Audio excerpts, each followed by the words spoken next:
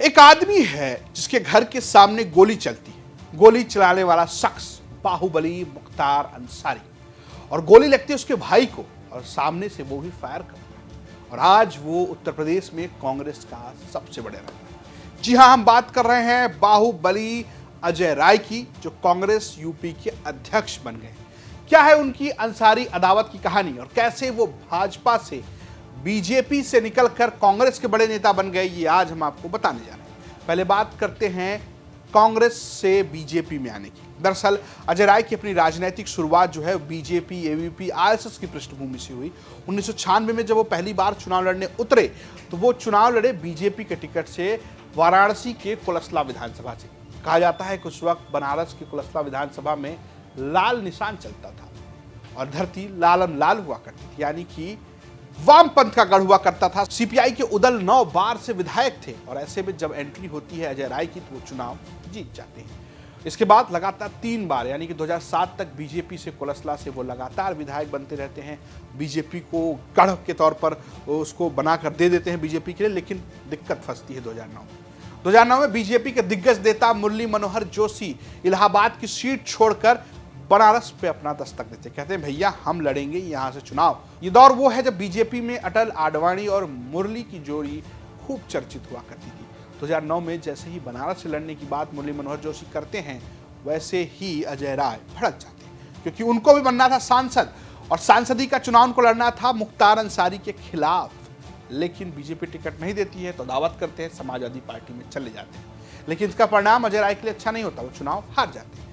दरअसल मुरली मनोहर जोशी चुनाव जीत जाते हैं, मुख्तार अंसारी इस चुनाव में उन पर भारी पड़ते हैं, यानी कि जिन मुख्तार अंसारी से उनकी अदावत थी वो भी उन पर भारी पड़ते हैं। इसके बाद वो वापस जाते हैं, कुलसला से चुनाव लड़ते हैं, विधायक बनते हैं। 2012 में वो कांग्रेस में चले जाते हैं, तब तक कुलसला का परसिमन हो जाता है, वो पिंडरा बन जाती है, फिर से वो विधायक बनते हैं। 5 बार विधायक बन चुके हैं।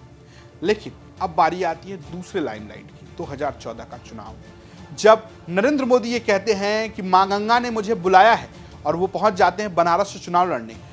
मोदी लहर में मोदी के खिलाफ अरविंद केजरीवाल आ जाते हैं और इन सब के बीच कांग्रेस से फिर झंडा उठाए खड़े रहते हैं अजय राय, बाहुबली अजय राय, क्योंकि उनके ऊपर भी तमाम मुकदमे हैं। चुनाव वो हार जाते हैं। 2019 में एक बार फिर से वो चुनाव लड़ते हैं, दूसरे नंबर पर है। तो ये माना जा रहा है कि अगली बार यानी 2024 में भी बनारस में सीधी टक्कर अजय राय नरेंद्र मोदी को देंगे। क्या होता है ये तो भविष्य बताएगा, लेकिन उसके बाद से वो लगातार चुनाव हारते रहे। 2023 की विधानसभा चुनाव में भी वो हार गए। उनके धुर विरोधी अवधेश राय जो है वो वहां से चुनाव जीत गए, लेकिन एक जीत उनको मिली मुख्तार अंसारी के खिलाफ। क्या है अजय राय और मुख्तार अंसारी की अदावत की कहानी? दरअसल जो मामला है वो मामला है 3 अगस्त 1991, अवधेश राय की हत्या हुई। अवधेश राय वो नहीं जो बस बीजेपी के अभी सांसद विधायक हैं और अजय राय के विरोधी हैं। अवधेश राय जो कि भाई थे अजय राय के, वो अजय राय और अवधेश राय अपने घर के सामने खड़े थे। तभी मुख्तार अंसारी सहित कुछ कार में हमलावर आते हैं, गोलियां चलाते हैं और गोली सीधा अवधेश राय को लगती है। जब गोली अवधेश राय को लगती है तो अजय राय भी टॉस में आते हैं। वो जवाबी कार्रवाई में अपनी पिस्टल निकालते हैं, लाइसेंस से पिस्टल, और सीधा गोली चलाते हैं मुख्तार अंसारी को, लेकिन मुख्तार अंसारी बच जाते हैं। लेकिन ये बचे हुए मुख्तार अंसारी को सजा मिलती है कोर्ट से। दरअसल 2023 में मुख्तार अंसारी को अवधेश राय की हत्या के मामले में कोर्ट ने सजा सुनाई और इस पर अजय राय कोर्ट को धन्यवाद देते नजर आए। हालांकि आरोप ये भी है कि जब एक तरीके से समाजवादी पार्टी और कांग्रेस 2017 में एक साथ मिलकर चुनाव लड़े, तब अंसारी परिवार कहीं सपा के साथ आना चाह रहा था और उस दौर में कुछ नज़दीकियां बढ़ी, इसको लेकर हमेशा चर्चा रहती है। हालांकि एक अदावत अजय राय की और मुख्तार अंसारी की हमेशा से रही है। अब अगर फिर से गठबंधन होता है तो क्या उस अंसारी परिवार से समर्थन मांगने जाएंगे अजय राय, ये भी बड़ा सवाल है। फिलहाल वो कांग्रेस यूपी के अध्यक्ष बन चुके हैं। कितना कांग्रेस को परिवर्तन दे सकते हैं वो, ये देखने वाली बात होगी। और आप देखते रहिए यूपी तक। नमस्कार।